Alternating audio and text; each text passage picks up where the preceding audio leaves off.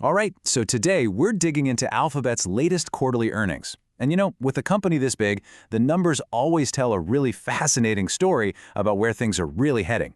So yeah, let's get right into it. So, first up, the headline number.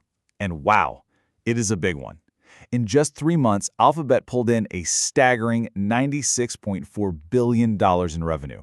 That's up 14% from this time last year. I mean, it's just a massive figure.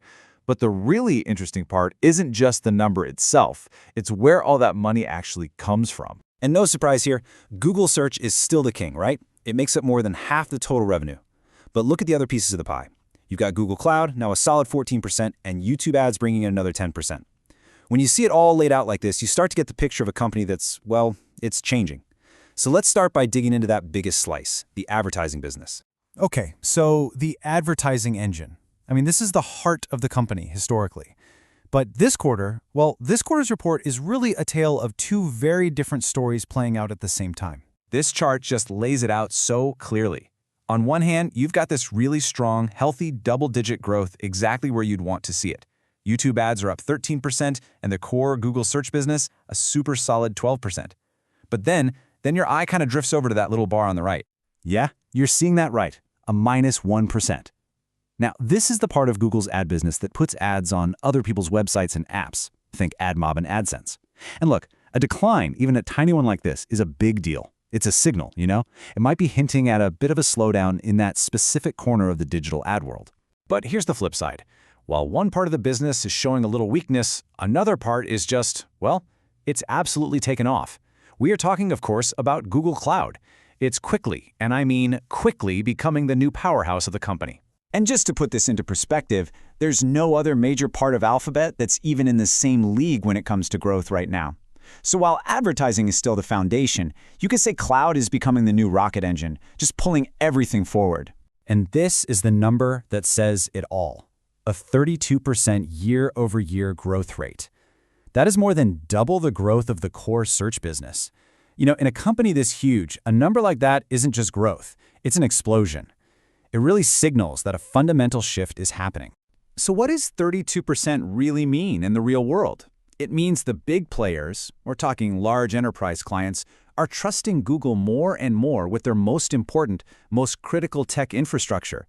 And in a market this competitive, that is a huge strategic win.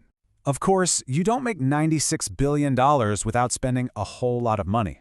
It costs a ton to keep this whole operation running and, more importantly, growing. So let's flip the coin and look at where the money is going out. One of the biggest expenses, and one that a lot of people don't really know about, is something called traffic acquisition costs, or TAC. This quarter, it hit $14.7 billion. The easiest way to think about it is like rent. It's the money Google pays a company like Apple just to be the default search engine on every iPhone. It's the steep price you pay to be front and center. And beyond that rent, the single biggest investment is in what's next. Alphabet plowed almost $14 billion. That's 14% of all its revenue right back into R&D. That is literally the fuel for whatever comes next, and it's backed up by billions more in sales and marketing to just keep the whole machine humming. Okay, so we've got this massive river of revenue flowing in, and we've seen the big costs flowing out. So now for the big question, what's actually left over? Let's take a look at the bottom line and see just how efficient this whole operation really is. So just how profitable are we talking? Well, we start with what's called the gross profit margin. After paying for all the direct costs of running its services, Alphabet gets to keep a whopping 60 cents of every single dollar that comes in. Now from there, we have to subtract all those operating costs we just talked about, like that huge R&D budget. And even after all that, we're left with an operating profit margin that is still an incredibly strong 32%. And then finally, after every last expense and every single tax is paid, you get the net profit margin. This is the real bottom line, and it's 29%. Think about that. Almost 30 cents of every dollar the company makes is pure profit. But here's the thing that's truly amazing. That margin isn't just high, it's actually getting better. It grew by a full percentage point from last year.